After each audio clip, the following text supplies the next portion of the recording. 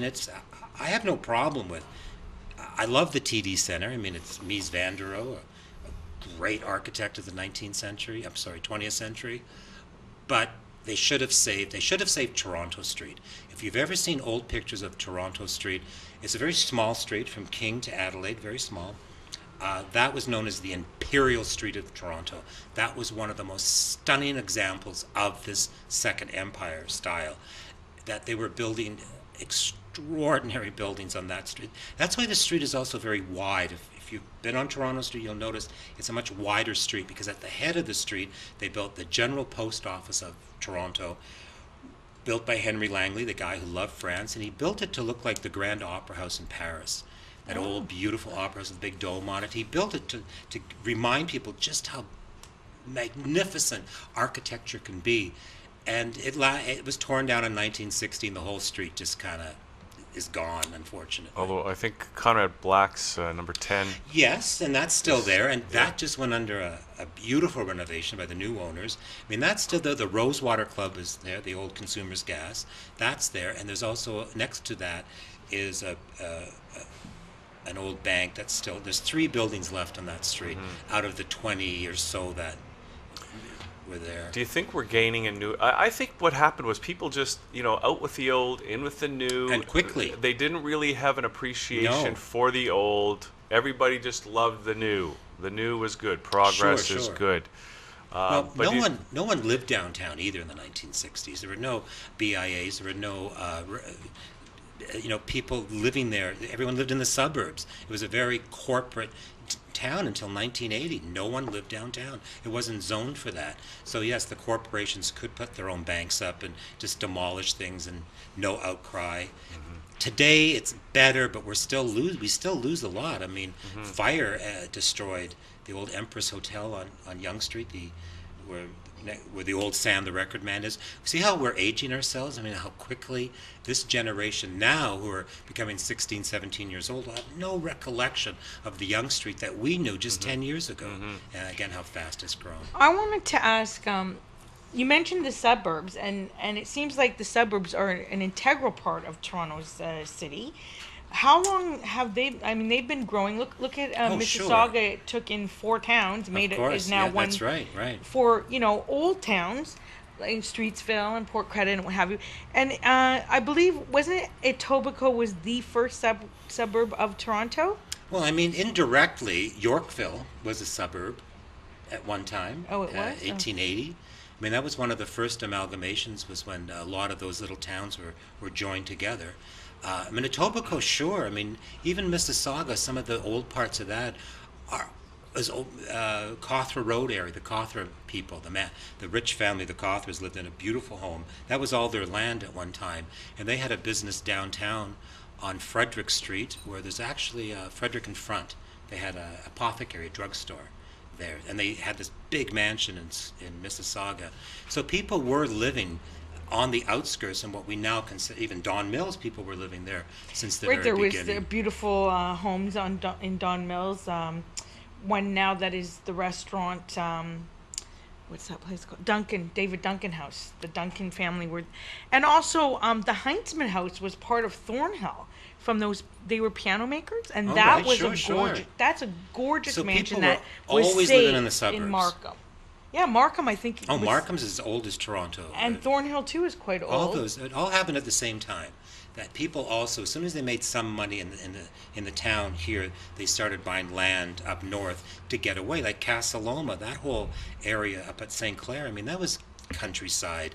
Even in 1900, that was known as the country. And Forest Hill Village must have been like a little village in the forest. That's right, and hence the name. Like Rosedale. I mean, Rosedale was another about 1850, 1860. It's one of the oldest rich areas of the town. And Jarvis Street, I mean, that was considered country around Jarvis and Wellesley at one time. That was in the 1850s.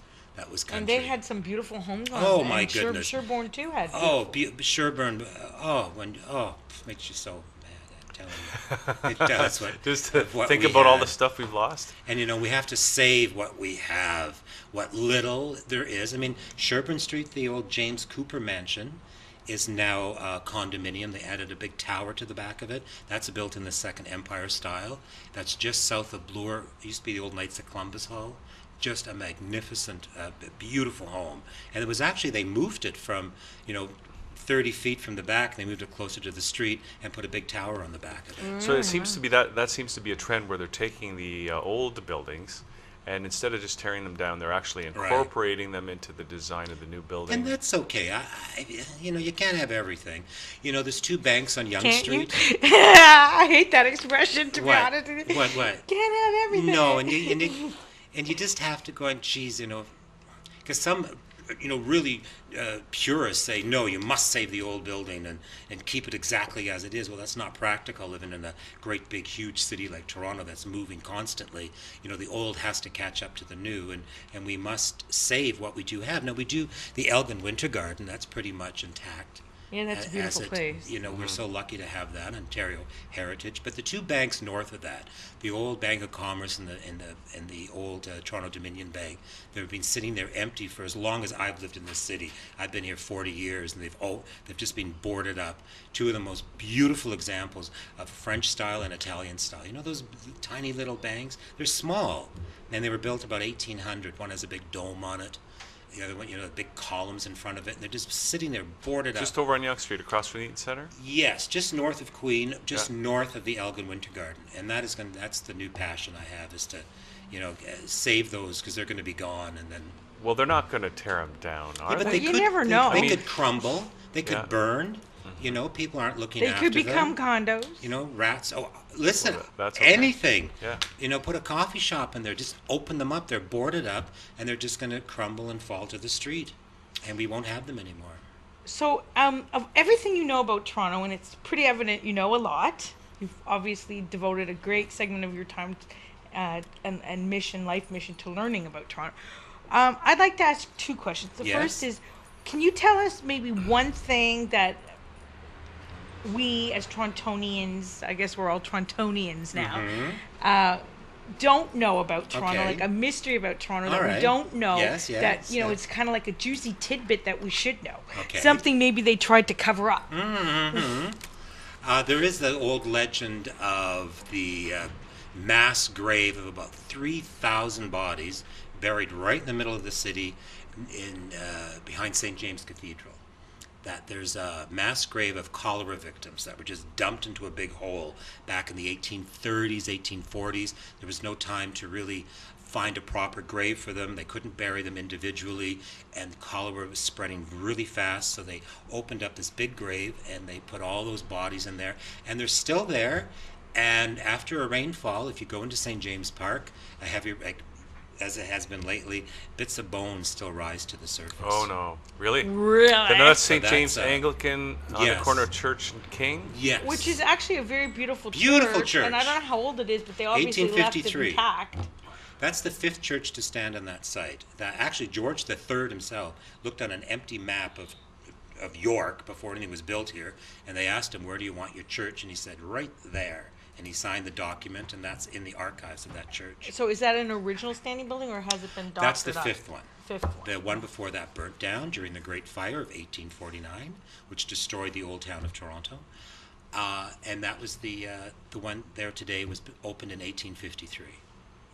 Was the one that burnt, was it as big? Or? Almost, yeah. Almost as big. Wow. It held 1,000 people. Wow. And that was built, that was the fourth one to stand on that site, and it stood for 10 years. But this Great Fire of 1849 was devastating. No one died, thankfully. Actually, one man did die.